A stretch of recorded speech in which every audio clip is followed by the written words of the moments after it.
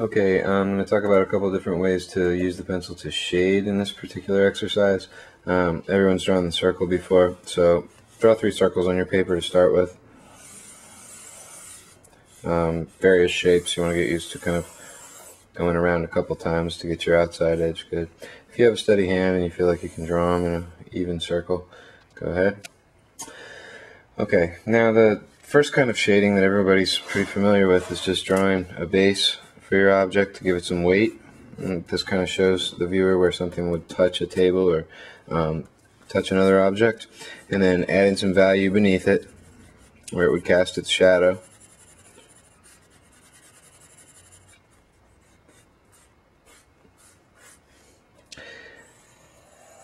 Defining the object a little darker on its top edge.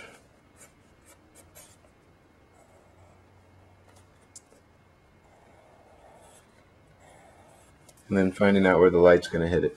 Most of the time with a shadow here, your light's coming from above and it's casting a pretty straight angle down to the ground here, so your shadow would stop somewhere around here. This whole area would be shielded from what the light would reflect. And when you're looking at things visually, it's logical that they would be a little more intense or a little bit darker at the bottom of an object when you're shading.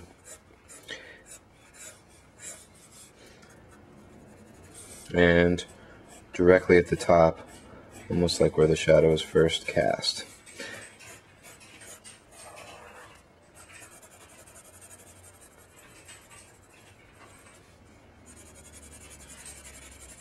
Okay.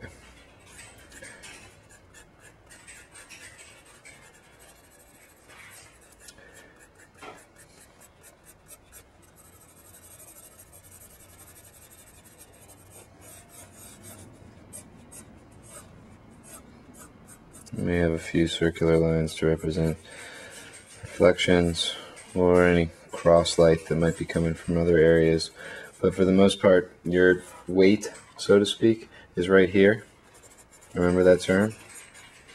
And the shadow is always cast with an angle depending on where the light comes from. Alright, moving over to our second circle here. A little bit different for this one. I'm going to use some hatching here. Regular hatching just consists of parallel lines. Hatching is a pretty old school term. Hatching is just going back and forth like this with lines so that they're parallel next to one another. Now when you're shading with hatching, you want to use the curve of your hand a little bit, and like I said, for the last exercise the light was coming from the left. For this exercise, let's say that the light's coming from the right. So the angles will be different. I'm just marking my angle so that you can see it. The dark part of the circle will be different. It'll start right about here and recede to the back here. And the style of shading will be a little different. That is to say that we're going to use single lines. First make our outside edge nice and dark. Find where the weight's going to be here. Now when I do the weight this time, I'm going to use single lines and I'm going to mirror the shape of the circle. So to mirror the shape of the circle means to give it that same curve, and then to use some circular lines, I start at the bottom of it, curve out. Now I can use that hatching technique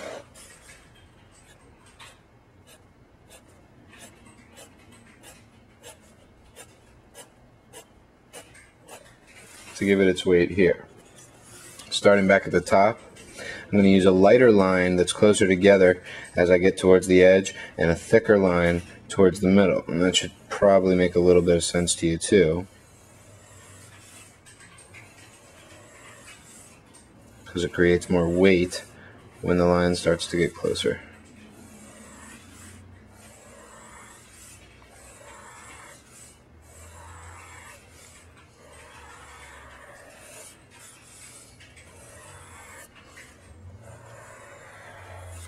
Okay, so we're giving an object weight and we're giving it a shadow, and the light's coming from the top here, and we're using a technique called hatching. The third technique is fairly easy as well. This is another form of hatching. It's just called cross hatching. Okay, so let's imagine for a second that the light is just coming straight down onto this circle. You might picture that the shadow is going to be a little bit smaller, but still going to mirror the shape of the top here. So the weight will be cast at the bottom here, and the light will cover more of a circle on the top. That is to say, it'll hit here. And the intense values, we'll use our cross-hatching first at the bottom, so you can see how to get more intense. Get your lines really close together.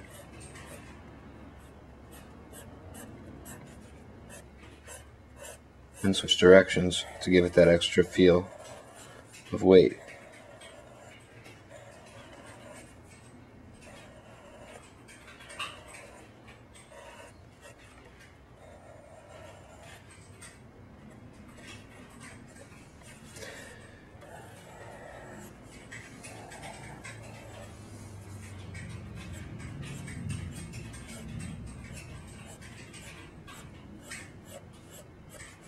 This is more of the fishbowl perspective, where the weight would be right around the outside of the lip.